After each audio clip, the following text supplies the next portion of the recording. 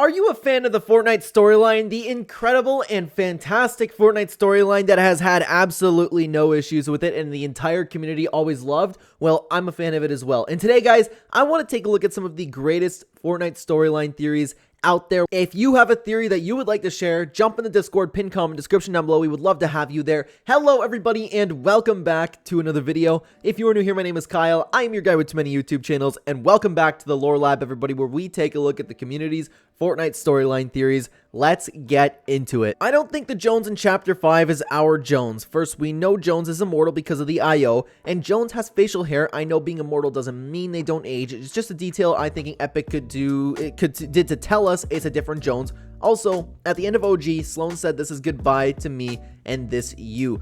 A little bit of a difficult understanding of my end there, but I get what you're saying. It's a different Jones, and there was a reply to this. The Chapter 2 Black Hole rearranged them out of the island, but Chapter 5 Big Bang rearranged everything. Some things were kept intact, like Pleasant Park being on Apollo, and for Chapter 5, some things were kept intact, Coral Buddies, the rig, the yacht, but not just for the map, but the Islanders, as Jones and Peely's friendship survived the rewrite. That's funny, actually.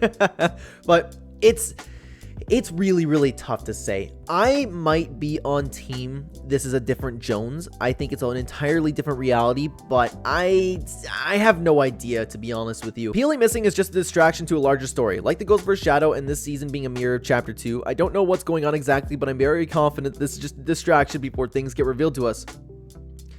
Well, you called it. That was a pretty good call, to be honest with you. Theory: this survey skin is actually Midas. If you look closely, you'll notice he has a golden eye. We know that Kato Thorn cut off Midas's arm so that he could be the reason the skin has a robotic arm and a normal one. I did see somebody talking about this. Paulo, I apologize. I don't remember if it was you talking about this. It might have been, to be honest with you. Now that makes a lot of sense. But the skin actually looks like Midas. The metal arm makes so much sense, like you said, with Kato Thorn cutting off Midas's arm. That's very interesting. If that's how Midas comes back and returns, that would be very fun. How the Nothing as a character or entity can become the most interesting and darkest character in Fortnite's lore, as well as how and why it would fit so perfectly by taking inspiration from another fan favorite villain from another franchise. First, we need to start by asking the question of what the Nothing is. Well, from what we know so far about the Nothing, it is widely speculated to be some sort of overarching villain that, using the chrome as a method of spreading and infecting people across the island, turning them into the same chrome-like substance to further spread the substance. Also, the Nothing seems to have ties to the Last Reality, another faction which includes a variety of alien species within, such as the Cubes and the Chimera, as well as the Nothing's ability to communicate to others through the use of electronic devices, as well as the ability to corrupt. AI seen with Amy in Chapter 4 Season 1 with its main goal of seemingly being able to destroy all traces of life until nothing remains. All of these abilities and tie-ins lead me to believe that the Nothing is based on or heavily inspired by the following character, and why, if this is true, it would undoubtedly make the Nothing an extremely terrifying entity for the storyline. The Gravemind. The Gravemind is a character and entity from Halo 2 that has almost identical abilities to that of the Nothing, and I believe the Nothing is similar to the Gravemind, however, on much a larger scale. If this theory is true, then that would mean that we already have seen the Nothing itself in-game already, however on much smaller of a scale. This way we can come to this conclusion is by looking at the Gravemind as a character. The Gravemind is an entity which is formed after enough bodies and biomass is collected and infected by the Flood, a highly infectious parasite which infects any living being it can find, turning them into monstrosic parasites, zombie-like creatures. Once a Gravemind is formed, it essentially works at the brain of the Flood, causing them to become much more intelligent. The more the infection spreads as each individual becomes infected, it becomes part of the Flood, meaning the Flood and the Gravemind now have access to all of that individual's memories, intelligence, and knowledge. The Gravemind can also use the Logic Plague AI, which is the Flood's way of infecting and corrupting AI and controlling any form of electronics. That the Flood's goal isn't to affect all life in the galaxy and then the universe until nothing but the Flood remains. With this in mind, it is likely the Nothing is very similar to the Flood in that the chrome itself is the Nothing going around infecting others, turning them into chrome substance, only for the Nothing as much more of a larger and intelligent species to form when enough people have been gathered and consumed by it. This is further evident if you listen to how the Nothing talks to use during Season 4 primarily. It refers to itself as we, likely meaning it is referring to itself being the combined intelligence of everyone that it has affected, and if it is believed to be that the Nothing is created from the infected and the chrome remains of all that has infected. What this would mean for the Fortnite storyline going forward, and why does the Nothing specifically want Reality Zero? The answer is very simple. If the Nothing's primary goal is for nothing to remain, This likely means that it wants to not only fully infect Reality Zero, but it would also want the 0 point so that it could use to travel across the Omniverse and fully infect other universes and realities until nothing. But it remains that we already know that there is a 0 point in every reality out there somewhere, which is all connected back to Reality Zero as a center point, meaning that the nothing would specifically target Reality Zero if this would be the quickest and easiest way to spread Chrome. However, with all that being said, the final question remains: why would the last reality help the nothing if its goal is to infect all living life? The answer is sad but most likely true, that being the last reality, we're most likely persuaded by the nothing given its vast intelligence to help with destroying Reality Zero and leaving it access to the 0 point, or by bringing it to them and in return to the nothing would spare them in reality away from the nothing, giving them a sort of freedom from its infection. However, this is more likely a lie, as similar to the Gravemind, and the nothing would most likely infect all of the last reality as well once it fully achieved its goal, just like the Gravemind, and the nothing would be extremely persuasive enough to achieve its goals without the last reality knowing any better. Wow, that is okay. Like, this makes sense. This is something that they could do. This makes sense. How do you think of this, man? How do you think of this? That I was thinking throughout it, like, okay, but what about the ties of the last reality, and then you fix it at the end? That would actually make so much sense. I can't believe that all of this makes sense. That makes sense for the nothing, because we were trying to think this entire time, what's the nothing's goal? Nothing will remain. What exactly is the nothing? Who is the nothing? I don't have anything to add to it. That was an incredible theory.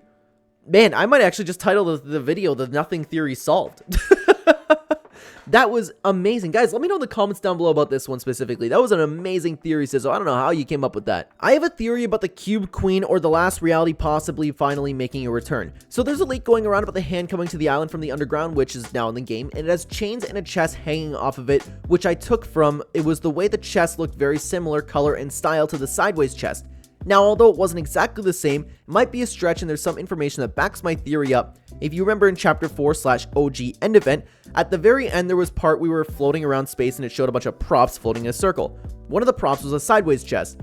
Now, what's funny is that if all the other props that they showed we've seen in the game already, the G-Wagon looking car, the yacht, the train, so I don't feel like they just threw random stuff in that circle. If that's really what we've heard from it, but it's just a theory, I'll provide pictures of the resemblance. That is interesting. Okay, so we can see there, and that's definitely a sideways chest. So I wonder, do you think that means the Pandora's box is kind of like a sideways chest? That's kind of really interesting. It's probably just coming from the underground, like a chest inside of a chest. The chest honestly looks shockingly similar, like with the logo on the side, like not the logo, little diamond thing on the side. Interesting. We know Epic Games definitely would put that kind of stuff inside, like a teaser that we saw from a long time ago. It is a stretch, to be honest with you, but the sideways chest is there. The chest looks like the sideways box, and it's definitely something that would come out of the underworld, right? That's a very good theory. I can't wait to see if it ends up playing out. With leakers confirming that Avatar: The Last Airbender will be the mini pass of the season, it throws away the chance of it being a Star Wars collab, because the new season ends a week after May the 4th. Now, this is the biggest stretch, but they've been teasing this May the 4th through the Umbrella Glider. This never happened, but what if it's a really huge deal? We know Disney's deal was a success, and they will be doing more collabs, so why not start this deal off with a Star Wars season?